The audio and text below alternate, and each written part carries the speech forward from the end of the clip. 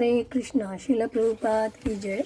श्रीमद् भगवद गीता अध्याय 2 श्लोक संख्या 65। प्रसादे सर्वदुःखानां हानिरस्योपजायते प्रसन्नचेतसो यशो बुद्धिपर्यवतिष्ठते।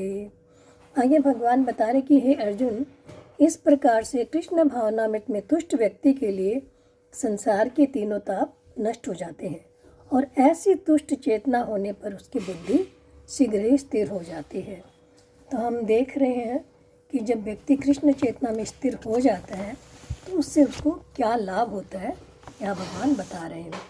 प्रसादे सर्व दुखानां हानिरस्योपजायते, यानी भगवान कह रहे हैं कि जिसकी चित्त की शुद्धता हो जाती है, जो चित्त कृष्ण चेतना में स्थिर हो जाता है, उसके संपूर्ण दुखों का नाश हो जाता है, अर्थात उसे कोई दुख नहीं होता। कारण कि हमने देखा, आसक्ति होने से चित्त में खिन्नता उत्पन्न होती है और खिन्नता होते ही कामना पैदा होती है और कामना से ही दुख पैदा होते हैं। परंतु जब मनुष्य का राग मिट जाता है तो उसके चित्त में प्रसन्नता आ जाती है और फिर जितने भी दुख ताप आदि जीवन में आते हैं, तीनों प्रकार के ताप, आदि देविक, आदि देहिक, आदि भौतिक, जो भी दुख आते हैं वे सारे के सारे उसके दूर हो जाते हैं। इसका मतलब ये नहीं है कि व्यक्ति के जीवन में दुख सुख आते नहीं हैं, ये तो आने जाने वाले हैं, पर वो जान जाता है कि कृष्ण चेतना में स्थिर व्यक्ति को ज्ञात हो जाता है ये सब आने जाने वाले हैं और इन्हें सहन करना सीख लेता है।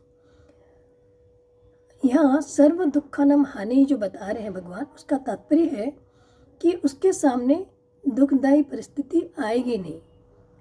प्रत्युत इसका तात्पर्य यह है कि कर्मों के अनुसार उसके सामने दुखदायी घटना परिस्थिति आ सकती है, परंतु उसके अंतःकरण में दुख, संताप, हलचल आदि नहीं होते हैं, यानी कि वो इन चीज़ों को सहन करना सीख लेता है।